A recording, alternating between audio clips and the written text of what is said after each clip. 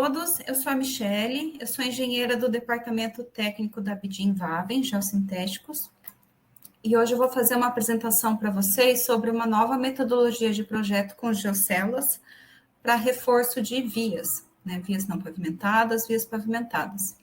Essa metodologia foi desenvolvida pelo pesquisador professor Dr. Avezani Neto, juntamente com seus orientados, e trouxe grandes avanços aí para a aplicação de geocélulas como reforço de vias.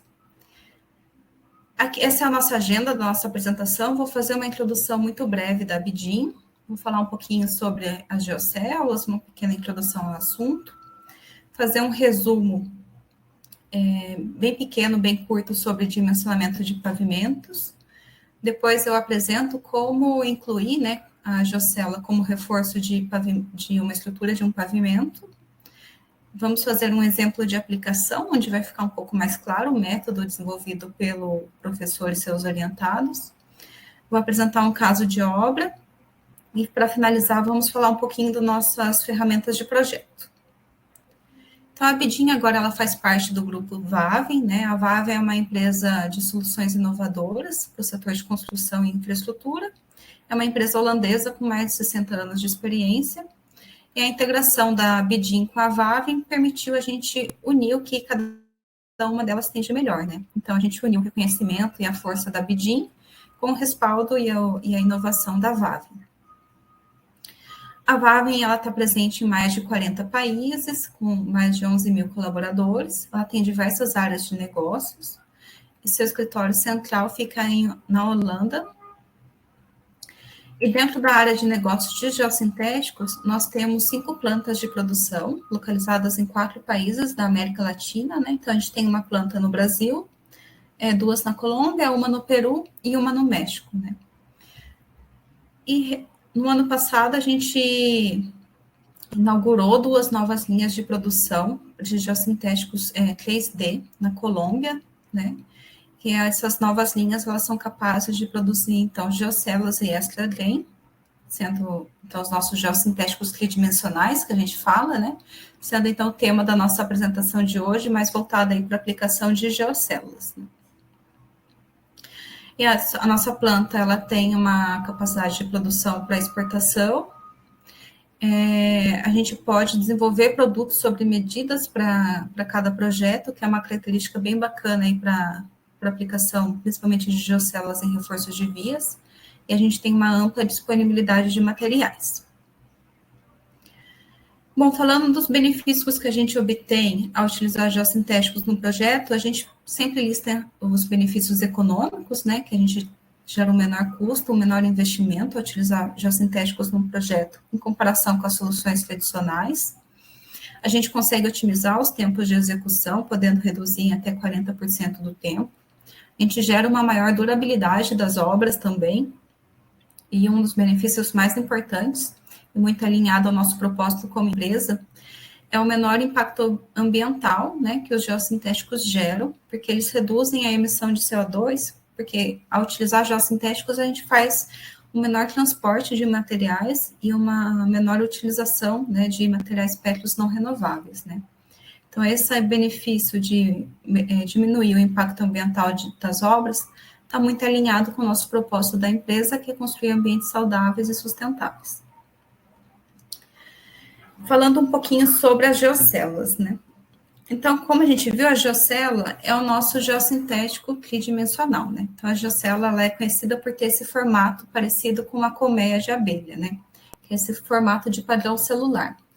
Então, a gente vê na natureza, né, não só a colmeia de abelha, mas diversas outras estruturas na natureza que apresentam esse formato de padrão celular. E por que isso, né? Porque ao ter esse padrão celular, a gente consegue construir com uma pequena quantidade de material uma estrutura muito resistente, né? Então, isso é favorável para as nossas obras de engenharia e para a natureza como um todo, né? E esse padrão celular, ele também gera um efeito que é muito benéfico, né? Que é o efeito do confinamento, né? Então, fazendo analogia aqui com as bolas de bilhar, né? Os solos, né, utilizados em em estruturas de vias, né? Então, são geralmente solos granulares, né? São materiais granulares não ligados, ou seja, eles não têm coesão, né? Então, são partículas soltas que quando a gente coloca um confinamento neles, né, a gente consegue aumentar a resistência aí desse material, né? Então, é um benefício bem bacana da aplicação da geocela. A geocela, uma das primeiras aplicações, né, fabricação, assim dizer, de uma estrutura semelhante a uma geocela, foi lá na década de 70, do exército americano, que ele construiu para reforço de vias não pavimentadas, né? Eles uniram vários tubos poliméricos, né, com cola, e fizeram, então, uma estrutura com um padrão celular, semelhante a uma geocela industrializada que a gente tem hoje, né, e preencheram com material granular, então, para fazer esse reforço aí de uma via não pavimentada para as obras que eles precisavam, né. Então, com o passar, fizeram alguns testes, viram que funcionava bem, né, então, com o passar dos anos, essa aplicação, ela sofreu uma industrialização, né, então, como eu comentei hoje, a gente é fabricante desse material, que é essa geocela com formato tridimensional. A geocela, ela tem diversas aplicações, é um dos geossintéticos mais versáteis que a gente encontra hoje na engenharia. Hoje a gente vai estar focado muito na aplicação em infraestrutura de transportes. Então, a gente pode utilizar a geocela para reforço de vias não pavimentadas, para reforço de vias pavimentadas, tanto em camadas de reforço de subleito, camada de subbase, camada de base. A gente também pode utilizar a geocela para reforço de lastro e sublastro de vias férreas, né? Então, é uma aplicação muito vasta aí dentro da própria infraestrutura de transportes. Aqui uma foto de exemplo, né, que é uma via pavimentada, onde foi aplicadas as nossas geocelas, e eles estão fazendo aqui o preenchimento. Mas a geocélula também ela pode ser empregada em outras obras de engenharia, né? Então, ela pode ser utilizada como muro de arrimo ou paramento de contenções do tipo solo reforçado, né? Então, aqui faz o paramento e preenche a camada de geocélula com solo que favorece a revegetação. Ela é muito empregada para revestimento de canais e reservatórios, né, e preenchida desde com concreto, como apresenta aqui nessa foto, e também pode ser preenchida aí com solo ou com material granular. Também nessa função aí de proteção de talude contra erosão, é muito comum e é uma solução muito boa utilizar a geocela para fazer a proteção de taludes rodoviários ou ferroviários, como é o caso dessa foto, para proteger o talude contra a erosão e favorecer o crescimento da vegetação. E essa utilização também é muito promissora no setor de mineração, né? Quando a gente tem aquelas pilhas enormes de rejeito seco e a gente precisa fazer encerramento dessas pilhas, é muito comum utilizar a geocela, então, para fazer essa última camada do sistema de fechamento e garantir aí uma solução revegetada, né? Então, a gente parte aqui da geocela aqui sendo aplicada, para ela, que aqui nessa obra são duas pilhas, a geocela foi aplicada na saia de todos os taludes, e a gente vê aqui que ela já totalmente revegetada no talude, na pilha superior, perdão, e aqui ainda começando a pegar a vegetação. Então, é uma aplicação bem bacana também das geocelas. Falando um pouquinho, então, sobre dimensionamento de pavimento, só para contextualizar um pouco sobre a aplicação de geocelas nessas estruturas de pavimentos, né? Então, o maior problema que a gente tem quando a gente vai construir uma estrutura de pavimento, né, é o subleito, né? Se a gente não encontrasse nas obras que a gente executa subleitos de baixa capacidade, provavelmente a nossa estrutura do pavimento seria muito menos robusta do que geralmente a gente está acostumado a prever, né? Então, a gente encontra, quando a gente vai fazer vias, né, condições de subleito parecidas com essa foto, ou ser uma situação um pouquinho melhor, né, mas condições de subleito com baixa resistência, alta umidade, né, que não permite, então, que o tráfego previsto para a via possa passar na nossa via de projeto, né. Então, qual que é a solução para esse subleito de baixa capacidade de carga, né? É a gente fazer a proteção desse subleito utilizando uma camada de material granular, né? Simplificadamente falando, né? Então, ao a gente colocar uma camada de um material granular, que é um material que tem uma maior resistência e uma maior rigidez, né? E é um material que ele não é tão sensível ao teor de umidade como o subleito, que geralmente é formado por solos finos, né? A gente dimensiona essa camada de material granular com uma espessura adequada, de tal forma que esse material granular, ele resista à carga imposta pelo tráfego ao longo da vida útil da minha via, e que ele diminua a carga que chega no meu subleito até que essa carga seja compatível com a minha condição de subleito que eu tenho em campo, né? Então, basicamente, essa é a função aí do material granular. Então, a partir disso, a gente desenvolve a nossa estrutura do pavimento, né? Então, a estrutura de um pavimento nada mais é do que um sistema de multicamadas, né? Que elas são dimensionadas de forma a suportar as solicitações promovidas pelo tráfego ao longo de uma vida útil da minha rodovia, né? Com um certo nível de serventia que a gente especifica no projeto, né? Então, é um sistema multicamada, né? Geralmente é formado aí. A gente tem o nosso subleito em campo, em muitos casos a gente precisa fazer um reforço de subleito, uma subbase, uma base, e pensando em camadas asfálticas, né, fazer aqui o revestimento asfáltico no final. Geralmente a gente trabalha com o conceito de acréscimo de resistência, né? Então, o reforço do subleito tem uma resistência um pouquinho menor que a subbase, tem uma resistência um pouquinho menor que a base, assim sucessivamente. A gente tem a preferência de utilizar materiais locais ou de fácil acesso para fazer a construção dessa estrutura do pavimento, né? E também tem que ser pensado, né, fazer um equilíbrio aí entre o estudo do custo inicial da implantação do meu pavimento versus o custo de manutenção da minha estrutura de pavimento ao longo da vida útil, né, para ver qual é a melhor opção aí no meu projeto. Então, o subleito, né, ele é o elemento crucial aí no dimensionamento e no comportamento de uma estrutura de pavimento, porque é uma das camadas que a gente não pode mudar. A gente encontra em campo essa camada e a gente tem que lidar com ela, né?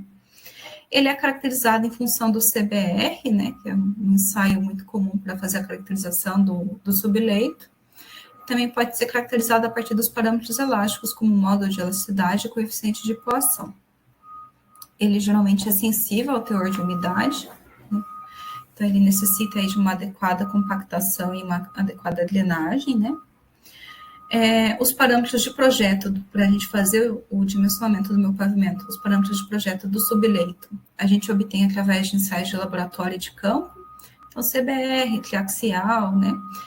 Penetrômetros, deflectômetros, e a gente também pode recorrer à literatura para fazer essa estimativa dos parâmetros para nível de projeto. E também a gente tem que considerar que ele tem que ter um certo critério de desempenho a partir da sua deformação vertical. Para as demais camadas de um pavimento, a gente tem uma gama de materiais muito extensa que a gente pode utilizar, né? Como aqui a gente está focando na utilização de reforço de pavimento com geocélulas, né? Então, a gente vai focar aqui nos materiais granulares não ligados, que são os materiais granulares sem nenhum aditivo químico, né? Sem nada que dê coesão para esse material, né? Então, a gente está falando aí de areias e britas, né? Como bica corrida, BGS, né? Que geralmente são utilizados em camadas tanto de reforço de pavimento, de subleito, perdão, até camadas de base, né? São materiais que tenham parâmetros de resistência e deformabilidade que depende do atrito, né? Geralmente eles não têm uma resistência à tração, né? A resistência à tração pode ser desprezada, e a sua resistência também depende do estado de tensão que ele está submetido, né? Então aí a gente ganha também um benefício da inclusão da geocélula, né? Como a geocélula gera um confinamento do material, né? Ela influencia então no estado de tensão desse material, e aumentando aí a resistência do material. Quando a gente vai fazer um projeto de pavimentação, os parâmetros de entrada desses materiais granulares não ligados que a gente necessita dar são os módulos de elasticidade também e o coeficiente de Poisson. Em alguns casos também a gente faz ensaios de laboratório para obter o CBR e pode também sempre consultar a literatura, né, para ver para um determinado tipo de material, né, para uma bica corrida, quais são os valores típicos de módulo que a gente trabalha, a mesma coisa para um BGS, para ter esse parâmetro de comparação também. Bom, uma vez definidos os materiais, né, a gente tem diferentes tipos de metodologias de projeto para fazer o dimensionamento da minha estrutura do pavimento, né. Então, o método que ainda é o mais utilizado, mas a gente acredita que sua utilização vai diminuindo ao longo do tempo, né, é o método empírico, né, que são métodos baseados em resultados empíricos. Então, são métodos como o método do DENIT, né, do antigo DNR aqui no Brasil, o método mundialmente conhecido da ASHTO, o método da Austro-Rhodes, né.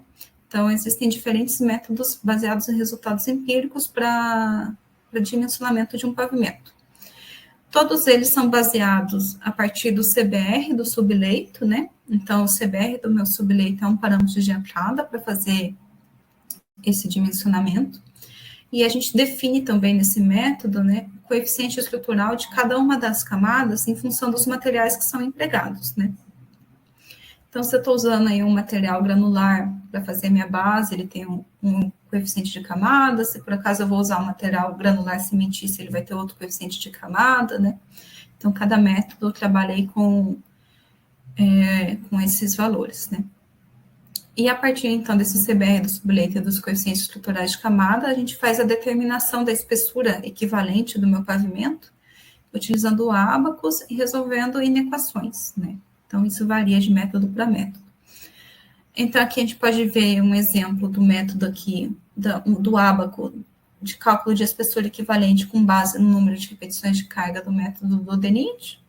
E aqui embaixo, um ábaco semelhante, né? Só que da Austro-Rhodes aqui. Então, o tráfego pela espessura equivalente. Uma outra forma de fazer o cálculo de uma estrutura de pavimento, que daí então a gente dá um tratamento de engenharia, um tratamento matemático maior para esse dimensionamento do pavimento, é a utilização do método mecanicista empírico, né?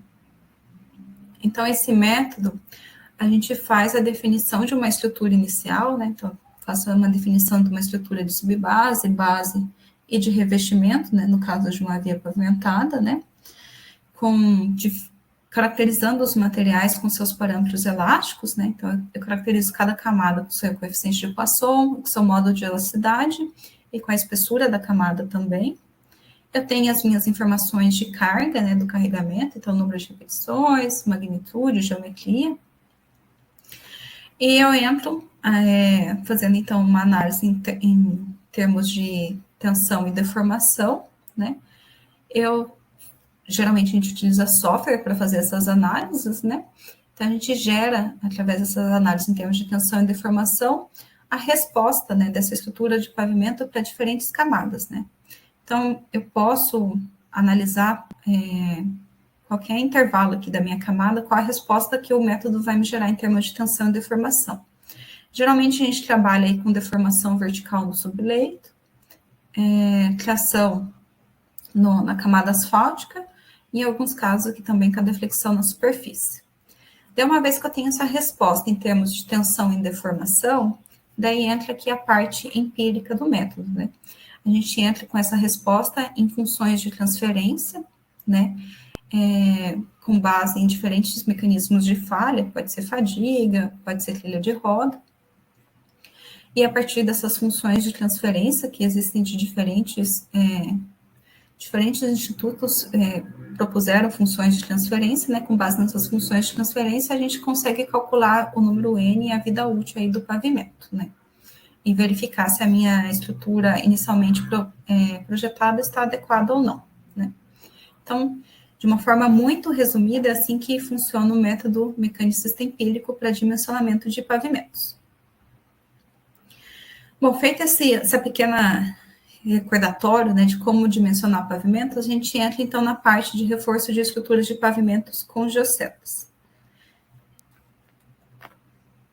Bom, então, as geocélulas, como eu comentei, elas surgiram lá na década de 70, e as primeiras pesquisas que foram feitas, os primeiros métodos de dimensionamento, foram muito voltados para a engenharia geotécnica, que a gente trabalha muito, né, com o estado limite último, com a ruptura dos materiais, né.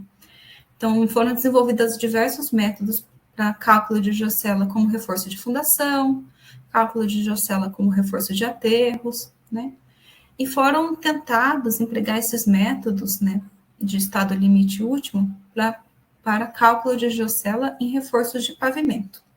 Só que a gente tem um problema, né, que o pavimento a gente trabalha, geralmente, a gente não fala em ruptura, a gente fala em servicibilidade, né.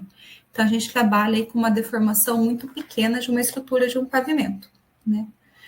Então, somente nos últimos 10, 15 anos é que foram desenvolvidas mais pesquisas, né, para fazer o cálculo do benefício da inclusão de uma geocélula, considerando aí na ótica, né, de servicibilidade, né, de estado limite de serviço, que é como deve ser dimensionado um pavimento, né.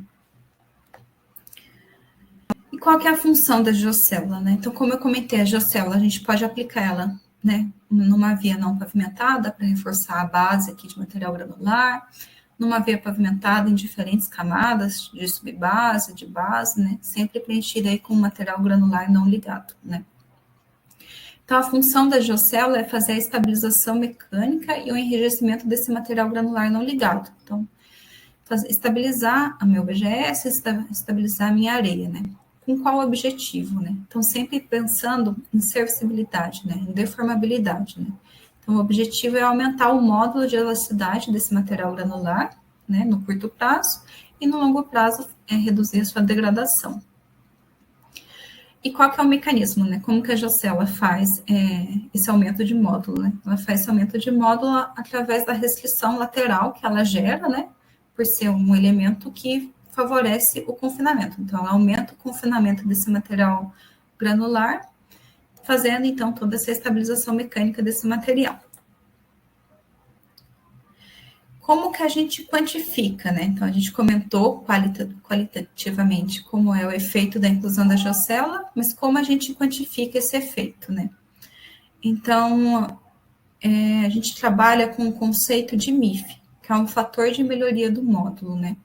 O que seria o MIF, né? O MIF é a relação do módulo de elasticidade do material granular reforçado com a geocélula sobre o módulo de elasticidade do material granular não reforçado, né? Então, por exemplo, se eu tenho uma camada de BGS que eu vou reforçar com geocélula, o MIF dessa camada é o módulo da camada de BGS com a geocélula, com uma dada geocélula, né? Sobre o módulo de elasticidade da BGS sem reforço, né? Como que a gente obtém esse MIF, né? A gente pode obter ele através de ensaios de laboratório, de pequena ou grande escala, né? Ensaios de campo e reanalisando obras, né? Então, os últimos trabalhos dos orientados do professor Avisani Neto perceberam que o MIF de campo está numa faixa aí de 2 a 4, mais ou menos, né? O MIF, ele varia em função do material de preenchimento. Então, o MIF de uma BGS vai ser diferente de um MIF de uma areia, né? E também varia em função do tipo e a geometria da geocélula, né? Então, e também das condições de execução, porque o MIF depende da compactação. Mas, então, por exemplo, o MIF de uma geocélula de pequena altura e grande abertura vai ser diferente de um MIF de uma geocélula de maior altura e menor abertura de célula, né? Então, ele varia muito da geometria da geocélula também e do material que é feita a geocélula. Ele é a melhor forma, né, de descrever a melhora fornecida pela geocélula. E qual que é a vantagem do MIF, né? A gente faz uma aplicação direta nas abordagens de dimensionamento, né? Então, considerando, como a gente viu, o método mecanicista empírico, que eu dou como parâmetro de entrada o módulo de elasticidade de cada camada, eu coloco, então, como parâmetro de entrada de uma camada reforçada com geocélula, o módulo do material reforçado, né? Então, que é o MIF, vezes o módulo material não reforçado, né? Então, essa é uma grande vantagem do MIF.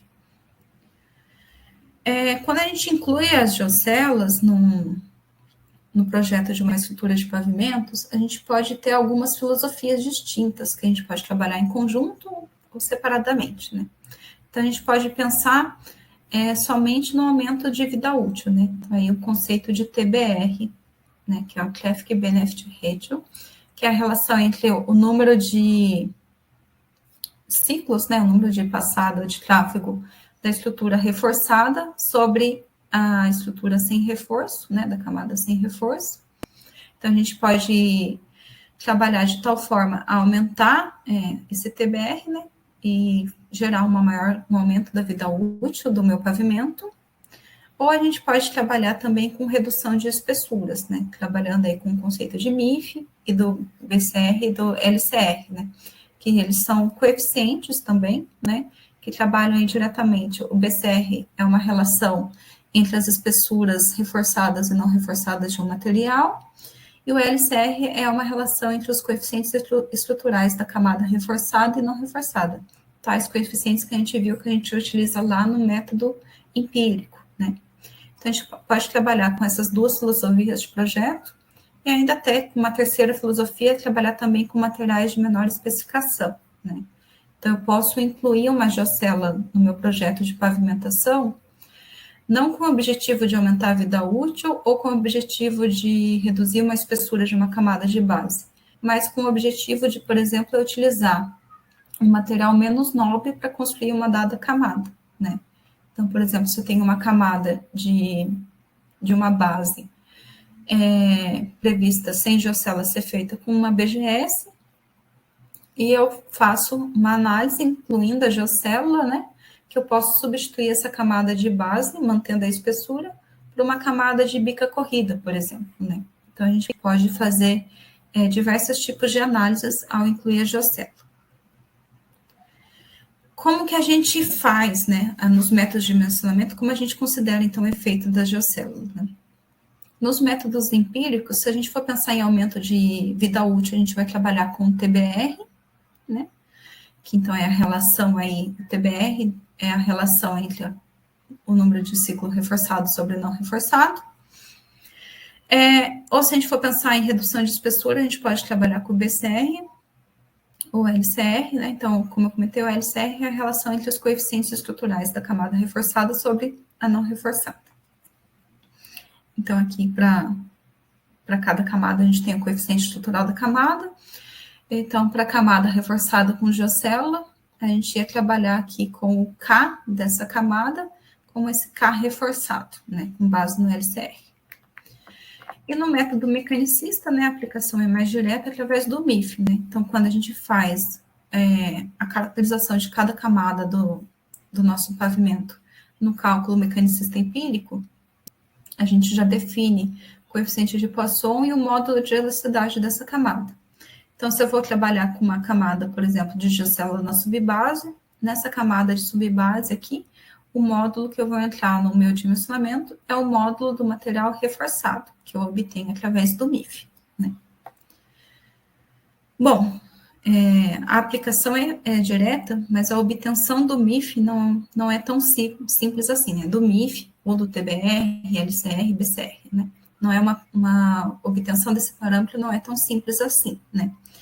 Então, como eu comentei, a gente pode obter eles, o MIF, por exemplo, para um ensaio de laboratório, né, de pequena escala ou de grande escala, ou a gente pode obter ele com um ensaio de campo, né, e depois fazendo a retroanálise desse ensaio, né, dos resultados desse ensaio. Acontece que esses ensaios, eles têm um tempo de execução muito grande, né, e um custo elevado, né. Então, são ensaios excelentes para a gente validar o valor do MIF. Mais recentemente, né, como eu comentei, o professor Avezzani, junto com o Robson, que é foi seu orientado de mestrado, eles desenvolveram um modelo analítico, né, que ele consegue calcular o valor de MIF sem a necessidade de fazer esses ensaios de campo ou de laboratório, né, um modelo puramente analítico, né. Então, é um modelo que ele considera a geometria e os parâmetros elásticos da geocélula, né. Então, como eu comentei, o MIF depende aí dos parâmetros da geocélula, tanto de geometria quanto de parâmetros elásticos, né, de rigidez. Depende aí também, considera também os parâmetros do solo de preenchimento, né, os parâmetros geomecânicos. Aqui eles consideram os parâmetros do modelo hiperbólico para fazer a utilização no modelo analítico, né. considera o efeito da compactação e a interação do solo-reforço, né? Então, eles publicaram, tanto tem a dissertação do Robson, que pode ser consultada essa metodologia, pela dissertação feita pela Universidade de São Paulo, e eles também publicaram um artigo sobre esse método na J. Style Geomembranes, né, no ano de 2021. Então, esse modelo analítico é um modelo interativo, que eles explicam tanto a parte do como calcular através de interação, o MIF, mas eles também desenvolveram o Abacus para facilitar a nossa aplicação, né? Então, é um modelo que facilita muito no projeto de estruturas de vias com geocélulas, e que ele foi corroborado e vem sendo corroborado, né, em comparação o MIF obtido com o modelo analítico, em comparação com o MIF obtidos em ensaios de campo e laboratório, dão resultados muito semelhantes, o que corroboram, né, a qualidade aí do modelo. Então, agora eu vou fazer um exemplo de aplicação muito curto, para exemplificar um pouco de como fazer o cálculo utilizando esse modelo analítico desenvolvido pelo Robson e pelo professor Avezzano. Então, aqui é uma situação hipotética, né? A gente vai considerar aí uma via não pavimentada. A gente vai fazer, até para ser mais rápido aqui, o cálculo pelo método empírico, né? Então, tem uma via não pavimentada que tem um tráfego de 4 vezes 10 a quarta, um CBR do subleito de 3%. Eu vou fazer o revestimento dessa via não pavimentada com material granular que tem um CBR de 80%. Bom, então é um material granular, utilizando a tabela fornecida pelo método do DNR, né?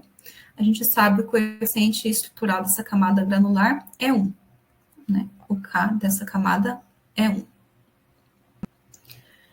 Eu entro, então, nos ábacos, né, nos gráficos de dimensionamento. Esse aqui é o gráfico da Alstom-Rhodes.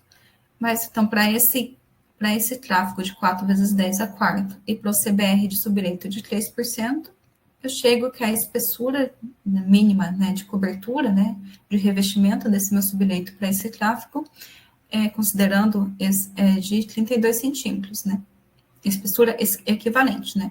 Então, a espessura da camada de base vezes o K estrutural da camada tem que ser 32, como o K é 1, a espessura de material granular aqui é 32 centímetros.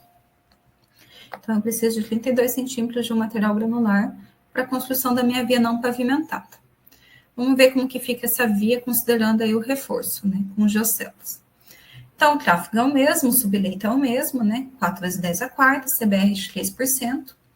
Eu vou fazer o revestimento com o material granular, com CBR, com o mesmo material granular, né, com CBR de 80%. Como a gente vai fazer o cálculo do MIF, a gente pega, para esse material granular que tem uma classificação GW, né, a gente pega na literatura, aqui a gente pegou no livro do professor Ehrlich, né, os parâmetros hiperbólicos desse material, né, então é um material tipo GW, então eu tenho aqui os parâmetros hiperbólicos desse material, que vão ser necessários para o dimensionamento, para o cálculo do meu MIF. Eu vou utilizar uma geocélula da BIDIN, né, então vamos utilizar uma geocélula 445-150, ela tem uma área de célula de 479 centímetros quadrados, que gera um diâmetro equivalente, né? Então, pego lá a minha estrutura celular, que é em formato de colmeia, né? Mais ou menos. Eu transformo num círculo com diâmetro equivalente de 24,7 centímetros. Essa geocélula que a gente vai estar empregando tem uma altura de célula de 15 centímetros, uma espessura de 1,5, o módulo de elasticidade, né, do PAD, que é fabricado nas nossas geocélulas de 600 megapascal, ou seja, a rigidez da nossa geocélula, que é o módulo vezes a espessura, daqui 900 kN por metro. E a compactação foi feita com um rolo vibratório, né, com 2,1 metros de largura e uma carga de 130 kN. Bom, então eu tenho lá o meu material granular. O primeiro passo para o cálculo do MIF é fazer o cálculo da tensão vertical no centro da geocélula, né? Tensão vertical geostática no centro da geocélula. Então, eu pego o peso desse meu material granular, centro da geocélula na meia camada, né? Então, a minha geocélula tem 15 centímetros, metade é 7,5, né? E eu considerei aqui uma sobrecamada de 3 centímetros, né? Então, fazendo o cálculo dessa tensão vertical, eu chego em 2 kPa. Depois, utilizando também o método proposto pelo professor Ehrlich, a gente calcula a tensão vertical de compactação, né? Então, esse rolo de 2 metros de largura com carga de 130, ele gerou uma tensão vertical, utilizando a metodologia do professor Ehrlich, de 201 kPa, 200 kPa. Isso me dá uma razão de sobreadensamento, né? Que é a relação entre a tensão de compactação e a tensão geostática de 100. Né, que é um valor que a gente vai utilizar aqui para o cálculo do MIF. Bom, uma vez que a gente calculou isso, a gente vai calcular a rigidez relativa do solo reforço, que é esse SI. Né? Essa rigidez relativa a gente calcula empregando aqui a rigidez da geocela, que a gente já viu que é 900 kN por metro, o diâmetro equivalente da geocela, que é 24,7 centímetros, e o K do modelo hiperbólico, que para esse material tipo GW é 600, né? E a CPA é a pressão atmosférica de 101 kPa. Então, com isso, a gente calcula que o SI, né, a rigidez relativa, é de 0,12.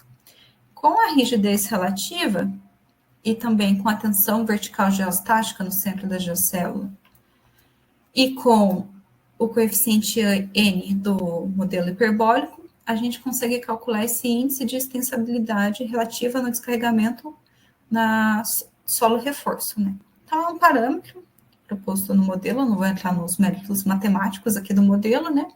Mas é um parâmetro que a gente calcula, então, com base na tensão vertical geostática, na rigidez relativa e do coeficiente do modelo hiperbólico, e a gente chega que esse beta 2 é de 1,7. Fiz todos esses cálculos, né? Como que eu calculo o MIF?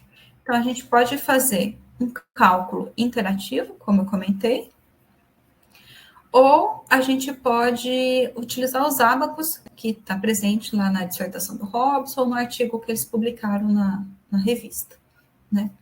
Então, considerando que o ângulo de atrito do material de preenchimento é de 45 graus, a gente vem aqui, então, no gráfico de 45 graus, para um OCR que a gente calculou de 100, e um beta 2, que no nosso caso foi de 1,7, né? Então, a gente tem aqui a curva de 1 e de 2, que é o verdinho, né? Então, interpolando aqui mais ou menos próximo do beta 2 de 2, a gente chega aqui esse MIF, né?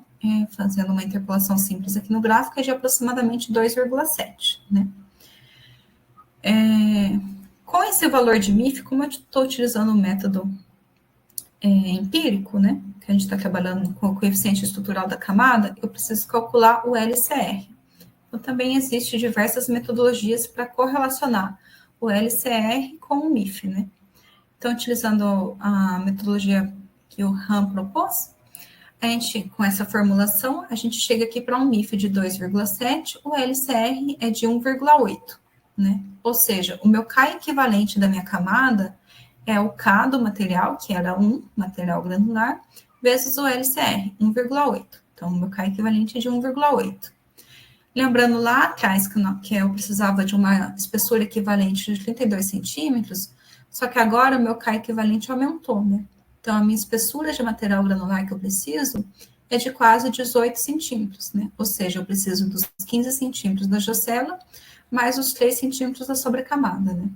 Ou seja, eu reduzi a minha espessura aqui de revestimento com material granular ao introduzir a minha geocélula de 32 para 18 centímetros, em cerca de 45% de redução. Né?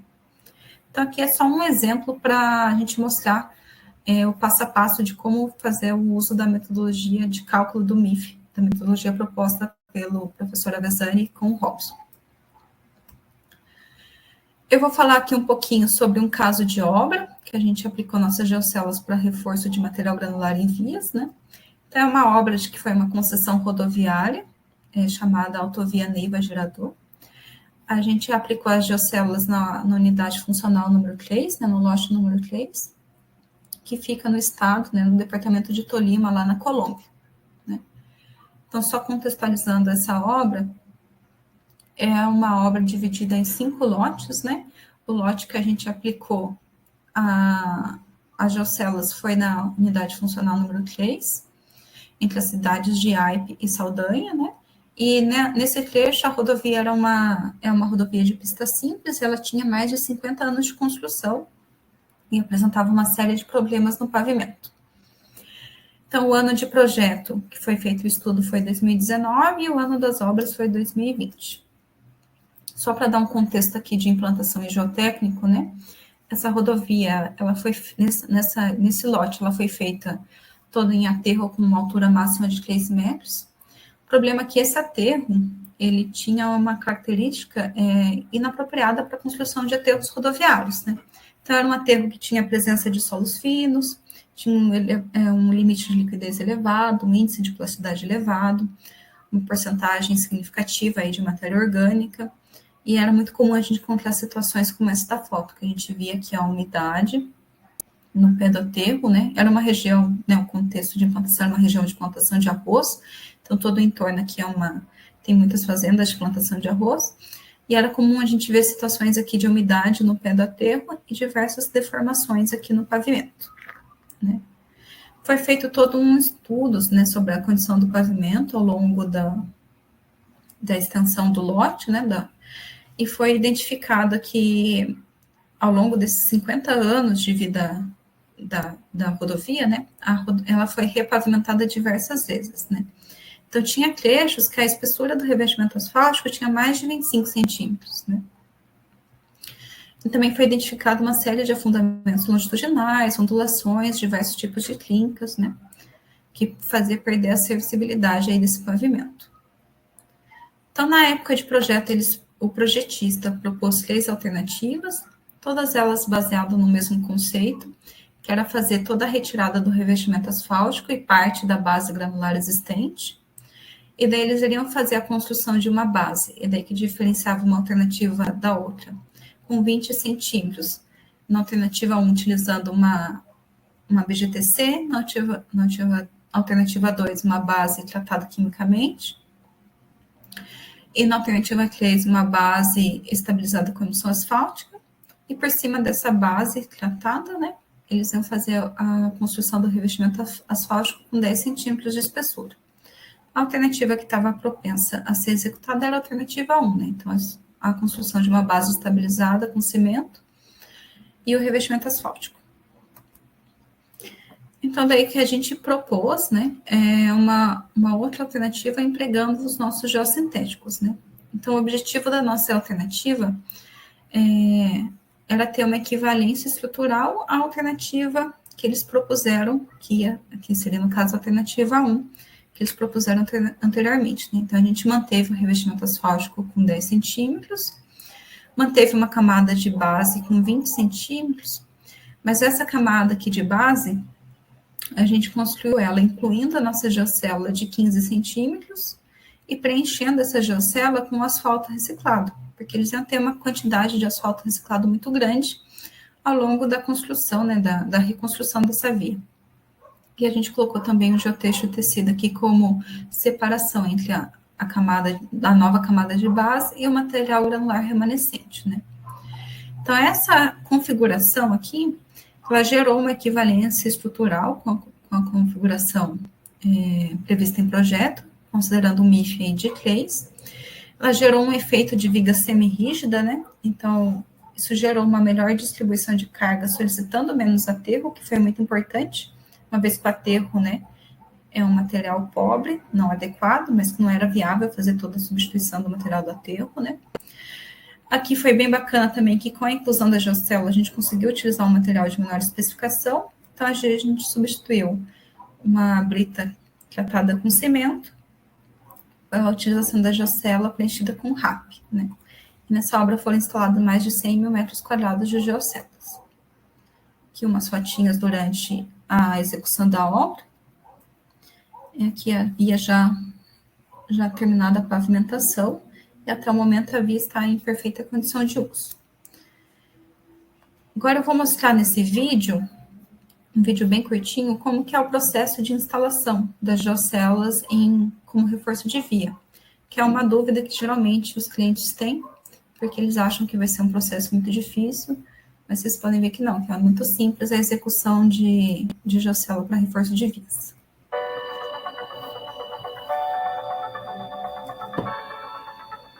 Hoy queremos contarles cómo es el proceso constructivo de la geocelda para bases y subbases en estructuras de pavimento.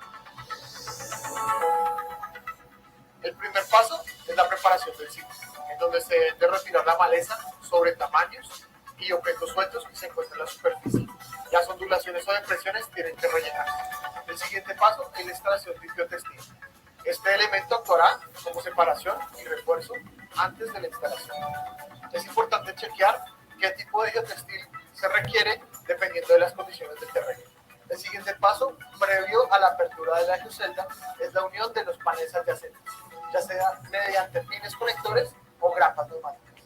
Luego de unir los paneles, se procede a hacer la apertura de la geocelda.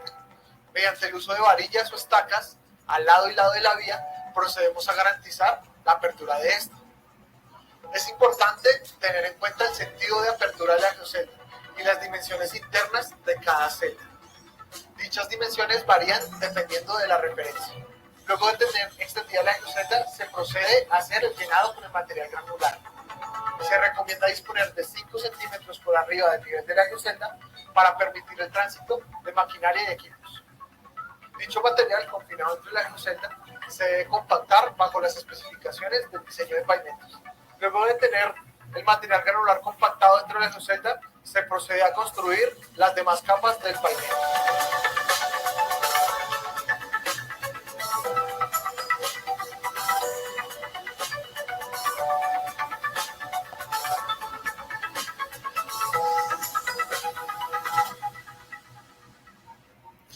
Bom, então vocês podem ver que a construção é bem simples, né? Então esse vídeo ele ilustra bem como que é o passo a passo para a execução aí de geoceldas em Visio. Agora, para finalizar a nossa apresentação, eu vou falar rapidinho sobre as nossas ferramentas de projeto que a gente disponibiliza para os clientes, né? Então, a gente disponibiliza o nosso livro, que é de projeto de infraestrutura com geossintéticos, que tem mais de 700 páginas, e o nosso software de dimensionamento com geossintéticos, GeoSoft, né? Então, o nosso livro ele tem 17 capítulos, e o capítulo 4 e o capítulo 7 abordam um pouquinho sobre o que eu comentei aqui, né? Sendo que o capítulo 7 apresenta também a metodologia proposta pelo professor Avezzani e pelo Robson, de uma forma mais resumida. E o nosso GeoSoft, que a gente disponibiliza para vocês baixarem gratuitamente, tanto o livro quanto o software no nosso site, ele tem 9 módulos de dimensionamento de diversas soluções com geossintéticos, né, que pode auxiliar aí na execução dos seus projetos com esses materiais. A BIDIN, ela tem um departamento de engenharia, no qual eu faço parte, né, então a gente assessora tecnicamente o projeto desde a parte de cálculo e dimensionamento e também na parte de instalação das nossas soluções para diversos setores, como infraestrutura, construção civil, mineração, né, para as diferentes soluções de engenharia que a gente fornece. Todas as nossas soluções são pautadas nos mais modernos processos construtivos e de laboratório, né? Os nossos laboratórios, eles operam sob sistemas internacionais de controle de qualidade, né? Então, a gente tem a certificação GAILAP no nosso laboratório na Colômbia, no Peru e agora no Brasil também, e a gente tem uma série de certificações ISO, que garante aí o adequado desempenho dos nossos produtos nos projetos. Eu vou pedir para vocês, caso vocês tenham algum comentário, para escrever no chat ou entrar em contato com a gente, se tiver alguma dúvida. Aqui tá as nossas redes sociais, né? A gente tem página no Instagram, no Facebook, no LinkedIn e no YouTube, então eu vou pedir para vocês seguirem a gente, dar o like nesse treinamento e nos diversos outros treinamentos que a gente disponibiliza no YouTube. E aqui também tem o nosso site, onde a gente disponibiliza o material para vocês baixarem, tanto o nosso livro quanto o nosso software. E é isso, muito obrigada. E é isso, muito obrigada.